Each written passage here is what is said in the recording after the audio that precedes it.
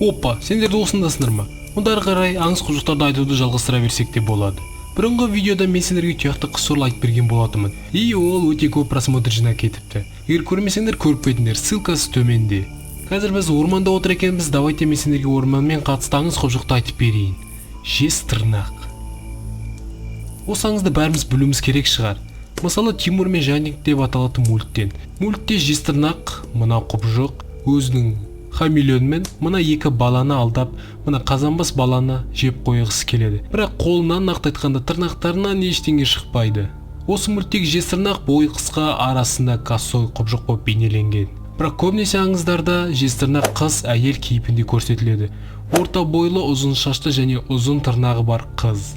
Жез тырнақ әдетте жолға шыққан аңшыны я болмаса батырды аңдап, күн батқанда күміс шолпасымен сырдырлатып қасына келеді. Адам жүрегін жез тырнағымен қарсы айыратын зұлым күш иесі көбінесе әйел рөлінде бейнеленсе де, Шоқан Уәлиханов оның еркек түрі бар екенін айтып кеткен. Еркек жез тырнақ өте сирек кездеседі. Оны тек өзінің балтасымен ғана өлтіруге болады деген сенім бар. Жез тырнақ туралы мифтер қырғыз халқында да жез тырмақ немесе жез тұмшық деген атаумен жиі кездеседі. Шоқан Уәлиханов жез тырнақ әйел кейпіндегі жын, дух, ол орманда өмір сүреді. Жез тырнақ туралы аңыздар көп деп жазады.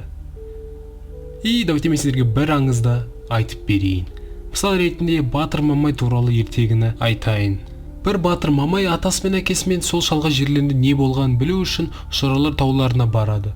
Болжаушы Мамайдың да өліміне уәде береді, бірақ бұл ержүрек батырды тоқтата алмады. Мамай тауларға жетіп 3 күндей аң аулап шаршайды. Ол тағы бір тауда түнеп, келесі күн үйге қайтуды шешеді. Түн қараңғы болады. Кенеттен қараңғылықтан батыр жаққан отқа бір әйел келеді. Ол оттың жанына отырады да жыпылықтай батырдың көзіне қарай бастайды.